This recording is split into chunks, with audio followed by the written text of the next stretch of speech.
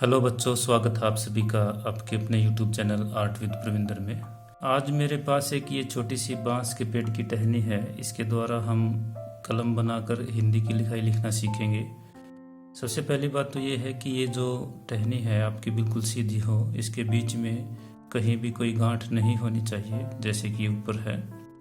इसकी मोटाई अगर आपको थोड़ी सी ज़्यादा मिलती है, थोड़ी सी ज़्यादा मोटाई का जो किनारे हैं, अगर आपको कोई ऐसी बांस की टहनी मिलती है जिसकी मोटाई इससे थोड़ी सी ज़्यादा है तो वो इससे बेस्ट रहेगा।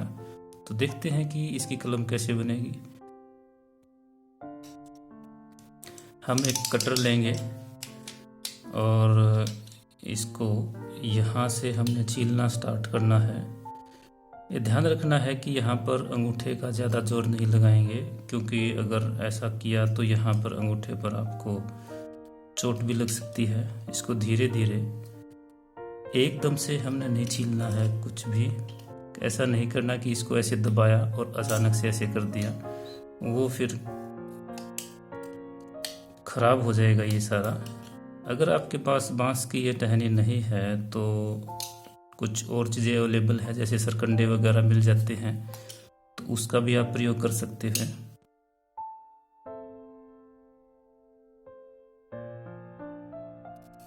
हम आराम से इसको छीलते हुए जाएंगे। आपने अचानक से ज़्यादा जोर नहीं लगाना, नहीं तो ये टूट भी सकती है। ये मेरे पास जो टहनी है ये थोड़ी सी गीली है। अगर आपको सूखी टहनी मिलती है तो वो और भी अच्छा होगा आपके लिए। फिर भी हम ट्राई करते हैं इसे और देखेंगे कि कैसी राइटिंग हमारी आएगी। इसका प्रयोग करके हम कोई भी हिंदी का स्लोगन चुटकियों में लिख सकते हैं। अब हमने देखना है, अगर आप इसको ध्यान से देखोगे ऊपर से, तो ये सामने से फ्लैट हो चुका है, परंतु जो पीछे का एरिया है वो थोड़ा सा गोलाई लिए हुए होगा। तो हमने इसको भी फ्लैट ही करना है, तो थोड़ा थोड़ा हम पीछे से भी इसको काट देते हैं।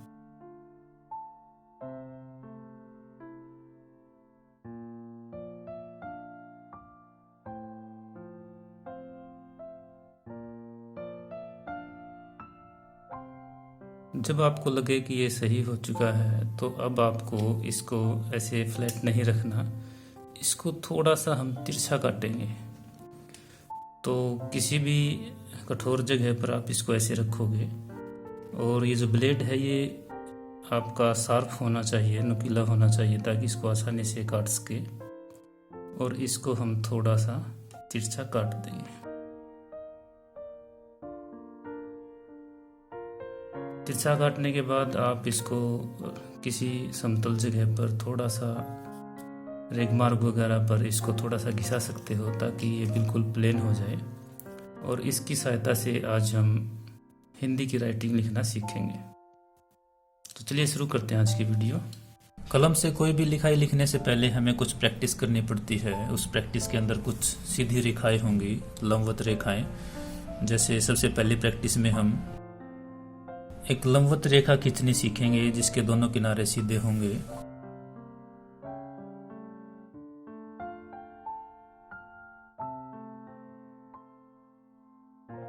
इस प्रकार से हमारी दूसरी लाइन होगी, जिसके अंदर जो ऊपर का और नीचे का किनारा है ये थोड़ा सा तिरछा होगा। इसी को हम ऐसे भी कर सकते हैं कि दाईं तरफ से थोड़ा सा तिरछा आएगा, फिर सीधी, और बाईं तरफ थोड़ी सी मुड़ जाएगी। इसके अलावा क्षैतिज रेखाओं की भी हम प्रैक्टिस करेंगे। कुछ इस तरह से।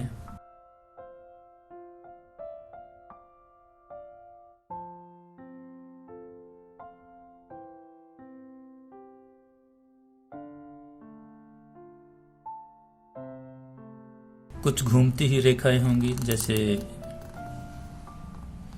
ये, या फिर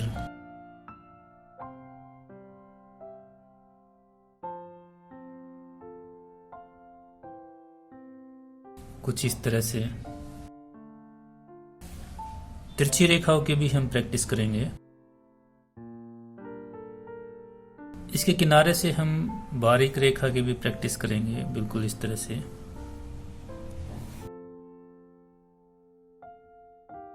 एक ऐसे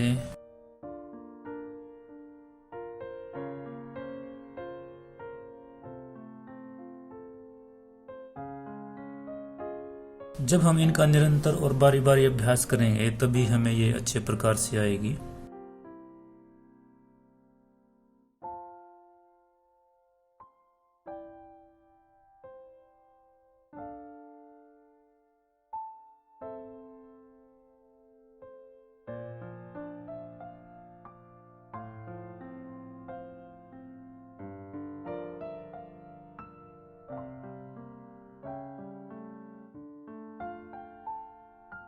ये कुछ ऐसी आकृतियां हैं जिसका हमने निरंतर और बार बार अभ्यास करना है। इनका अभ्यास करने के बाद हम इन्हीं की मदद से अक्षर बनाना सीखेंगे।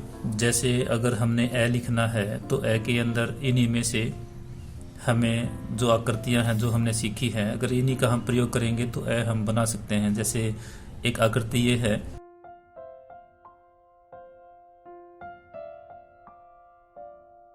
पहले हम इसको बना लेते हैं। उसके बाद अगर नीचे इस आकृति को हम इसके साथ जोड़ देते हैं,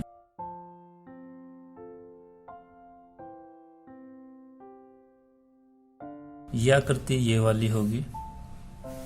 उसके बाद इन तीनों में से कोई भी आकृति हम बनाएंगे।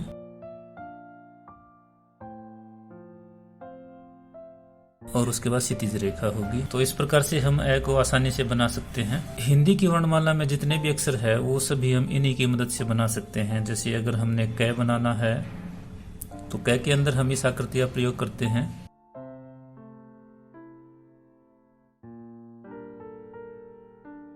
यहाँ हम ये सीधी लाइन इसकी तरह से चलाएंगे। अब यह आकृति,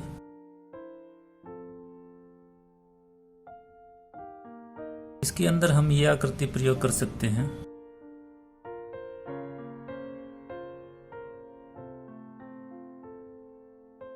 तो इस प्रकार से कै बन जाएगा।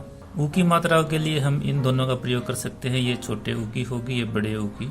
ई की मात्रा के लिए इसका प्रयोग हम कर सकते हैं। और ये ए की और आई की मात्रा हम, जैसे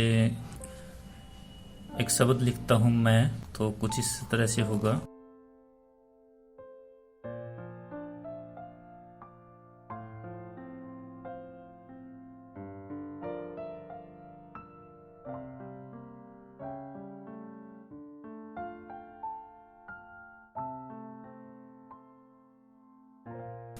इन दोनों में से कोई भी मात्रा आप लगा सकते हो। जैसे मैं ये दूसरे वाली लगा लेता हूं। अब मैं के अंदर आई की मात्रा होती है तो एक मात्रा इसके साथ ये, और बिंदी भी लगती है तो वो हम यहाँ लगा देंगे। तो आप देखेंगे कि इस प्रकार से हम इन चंद आकृतियों की मदद से ऐसे लेकर और जितने भी हमारी हिंदी वर्णमाला के अंदर जितने भी अक्षर हैं सभी हम आसानी से बना सकते हैं। तो इससे पहले है कि हम आगे बढ़ें, ये जरूरी है कि इन सभी का हमने निरंतर अभ्यास करें। अभ्यास के बाद ही हम आगे बढ़ेंगे। अगर आपको ये वीडियो पसंद आई हो तो इसे लाइक करने के साथ साथ अपने दोस्तों में भी शेयर करें ताकि वो भी इस वीडियो का लाभ उठा सके। आज की वीडियो में इतना ही, अगली वीडियो में फिर मिलेंगे। धन्यवाद।